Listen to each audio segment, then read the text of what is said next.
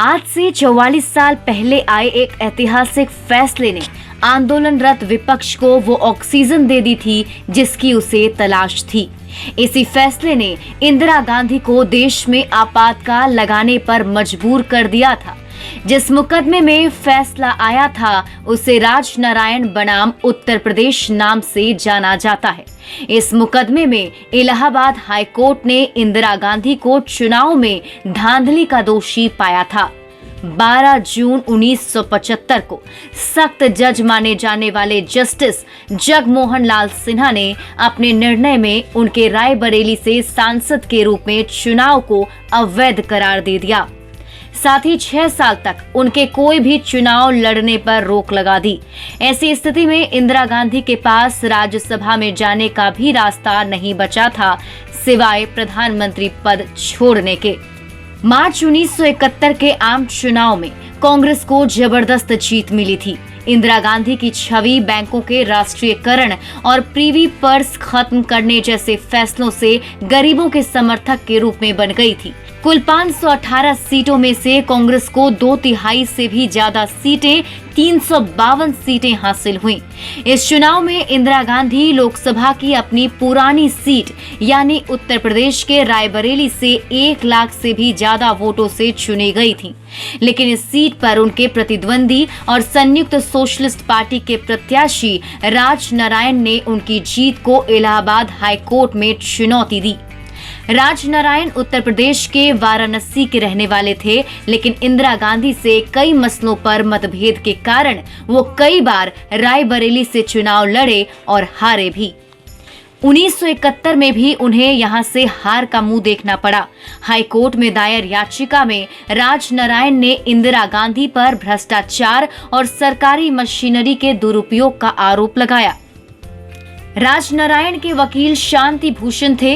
उन्होंने कहा कि इंदिरा गांधी ने चुनाव प्रचार में सरकारी कर्मचारियों का इस्तेमाल किया। इसके लिए प्रधानमंत्री के सचिव यशपाल कपूर का उदाहरण दिया गया, जिन्होंने राष्ट्रपति से अपना इस्तीफा मंजूर होने से पहले ही इंदिरा गांधी के लिए काम करना शुरू कर दिया था। अदालत ने इस आधार पर ही इंदिरा गांधी की सांसदी को खारिज किया। इलाहाबाद हाई कोर्ट के इस फैसले पर खूब माथापच्ची की, लेकिन उस समय पार्टी की जो स्थिति थी उसमें इंदिरा गांधी के अलावा किसी और के प्रधानमंत्री बनने की कल्पना ही नहीं की जा सकती थी। कांग्रेस के तत्कालीन अध्यक्ष डीके बरुआ ने इंदिरा गांधी को सुझाव दिया कि अंतिम फैसला आने तक आप कांग्रेस अध्यक्ष बन जाएं, उन्हें पीएम बना दें।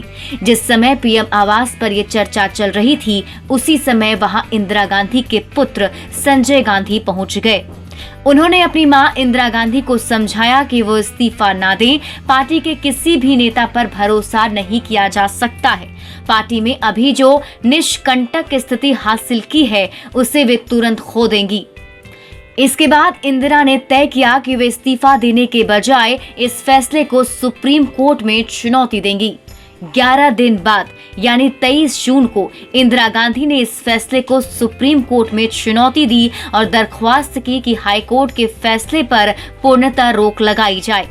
अगले दिन सुप्रीम कोर्ट ने अपने फैसले में कहा कि वे इस फैसले पर पूर्ण रोक नहीं लगाएंगे। हालांकि सुप्रीम कोर्ट ने उन्हें प्रधानमंत्री बने रहने की अनुमति दे दी, लेकिन कहा कि वे अंतिम फैसला आने तक सांसद के रूप में मतदान नहीं कर सकती हैं।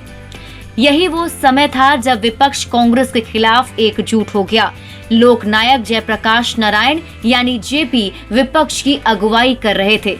वे मांग कर रहे थे कि बिहार की कांग्रेस सरकार इस्तीफा दे। वे केंद्र सरकार पर भी हमलावर थे। ऐसे में कोर्ट के इस फैसले ने विपक्ष को और आक्रामक बना दिया था। 25 जून को दिल्ली के रामलीला मैदान में जेपी की रैली थी। जेपी ने इंदिरा गांधी को स्वार्थी और महात्मा गांधी के आदर्शों से भटका हुआ बताते हुए उनसे इस्तीफे की मांग की। उस रैली में रामधारी सिंह दिनकर की कविता के अंश सिंहासन खाली करो की जनता आती है का नारा दिया गया। जेपी ने कहा कि अब समय आ गया है कि देश की सेना और पुलिस अपनी ड्यूटी निभाते हुए सरकार से असहयोग करे। समूचा विपक्ष सड़कों पर उतर चुका था। वहीं इंदिरा गांधी की हालात खराब हो चुकी थी। इंदिरा गांधी किसी भी तरह सत्ता में बने रहना चाहती थी। उन्हें अपनी ही पार्टी में किसी पर भरोसा नहीं था। ऐसे हालात में उन्होंने आपातकाल लागू करने का फैसला किया। इसके लिए उन्होंने जयप्रकाश नारायण के बयान का बहाना लिया। 26 जून 1975 की सुबह राष्ट्र के नाम अपने संदेश में इंदिरा गांधी ने कहा कि आपातकाल जरूरी हो गया था। एक जना सेना को विद्रोह के लिए भड़का रहा है, इसलिए देश की एकता और अखंडता के लिए ये फैसला जरूरी हो गया था और देश में आपातकाल लागू कर दिया गया। बहरहाल आप देखते रहें बिहार इन शॉर्ट्स। हम ऐसी ही कुछ दिलचस्प कहानियां लेकर आते रहेंगे। अगर आपने हमारे चैनल को सब्सक्राइब नहीं किया है तो सब्सक्राइब कर दीजिए।